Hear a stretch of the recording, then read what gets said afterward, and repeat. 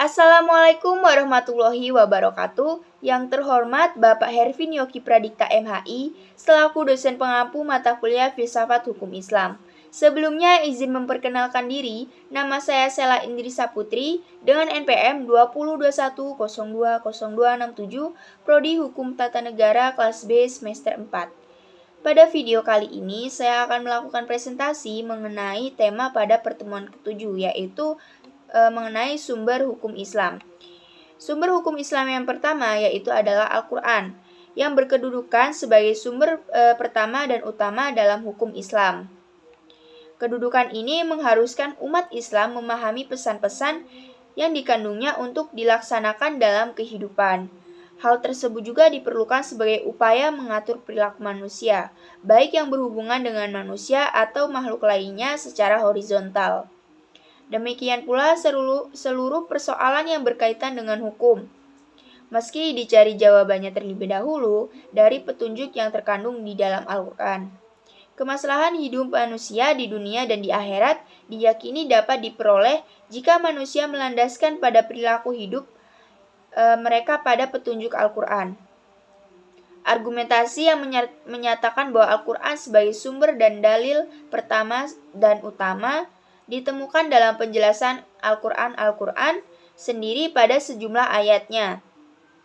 Lebih dari 30 kali ditemukan perintah mematuhi Allah dalam Al-Quran. Bahkan meninggalkan aturan yang disebutkan dalam Al-Quran akan mengakibatkan meningkatnya kejahatan yang dilakukan oleh manusia.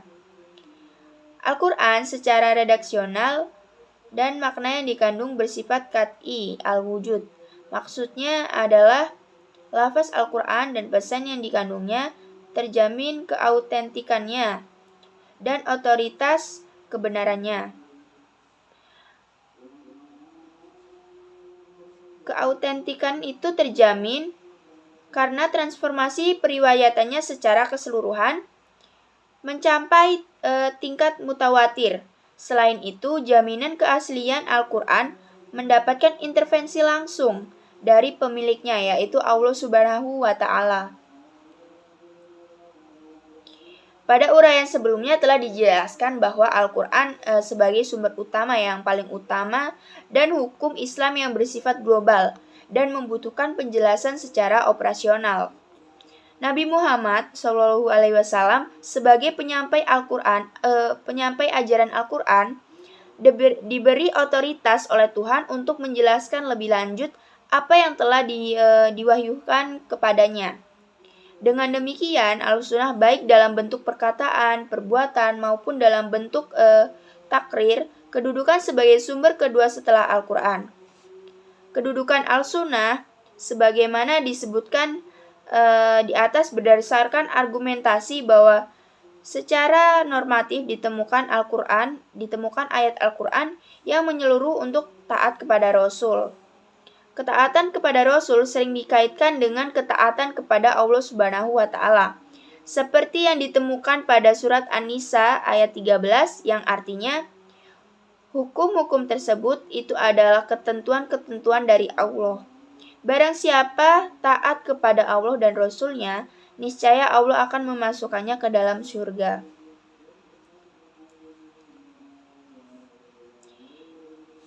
Al-Quran sering menetapkan beriman kepada Rasul sama dengan kewajiban beriman kepada Allah Subhanahu wa Ta'ala. Disebutkan dalam surat Al-A'raf ayat 158. Penegasan Al-Quran yang menyebutkan bahwa perbuatan Rasulullah berdasarkan wahyu yang diturunkan kepadanya. Seperti yang disebutkan dalam Al-Quran surat Al-Najm ayat 3 yang artinya, dan tidaklah diucapkannya itu Al-Quran menurut kemauan hawa nafsunya. Kemudian sumber hukum yang ketiga yaitu akal dan proyeksi ijtihad. Pengertian akal. Akal menurut Al-Quran lebih khususnya menurut pengertian pra-Islam yaitu bahwa memerhatikan alam sekitarnya dengan otak yang dimana otak adalah organ tubuh akal. Artinya, akal itu sendiri terdapat di dalam otak seseorang yang digunakannya berpikir dan berdasarkan pemikiran itu, maka lahirlah suatu ide atau gagasan mengenai suatu masalah yang dipikirkan. Sebagaimana telah kita ketahui bahwa Allah Subhanahu wa Ta'ala menciptakan manusia berbeda berdasarkan akalnya dengan makhluk hidup lainnya, seperti hewan dan tumbuhan. Berdasarkan perspektif Islam, peran akan dibagi menjadi dua, yaitu yang pertama, memahami nilai ajaran agama. Apabila ada doktrin yang kurang jelas, akal akan merumuskan pelaksanaannya. Adapun ketika sebuah doktrin agama memiliki nilai-nilai sosial, akan bertugas menerjemahkan dalam konteks kehidupan kekinian, bukan untuk mengubah doktrin, melainkan menemukan pelaksanaan doktrin. Kemudian yang kedua, akal bertugas memilih dan menyeleksi doktrin agama. Terkadang ada doktrin agama yang temporer atau madaniyah dan doktrin agama yang selalu kontemporer atau makiyah. Terkait hal ini, akal bertugas untuk memilih kemungkinan terbaik pelaksanaannya. Kemudian akal dan proyeksi ijtihad, yaitu pada proyeksi ijtihad. Ijtihad menurut bahasa berarti usaha yang keras dan bersungguh-sungguh. Sedangkan pengertiannya dari segi istilah, ijtihad adalah berusaha menetapkan hukum terhadap masalah yang belum ada ketetapan hukumnya dalam Al-Quran dan hadis yang dilakukan secara cermat dan pikiran yang murni serta berpedoman pada aturan penetapan hukum yang benar. Rujukan ijtihad tetap pada Al-Quran dan hadis, dalam arti bahwa penetapan hukum ijtihad tidak boleh bertentangan dengan ayat-ayat Allah Subhanahu wa Ta'ala atau ajaran Rasulullah. Orang-orang yang berijtihad disebut mujtahid. Antara mujtahid yang satu dengan mujtahid yang lainnya dalam menetapkan perkara yang belum ada ketentuan hukumnya dalam Al-Quran mungkin akan berbeda dalam memberikan penetapan hukum. Ada pendapat yang satu benar dan ada pendapat lain yang salah. Hal ini akan menjadi penilaian yang mempengaruhi hukum. Ijtihad menjadi sumber hukum Islam yang ketiga.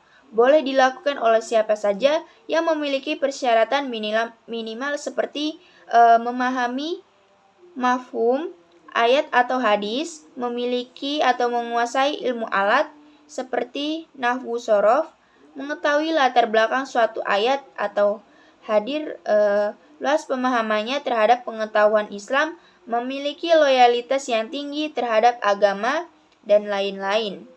Ijtihad diterapkan dengan beberapa cara, antara lain ijma dan qiyas.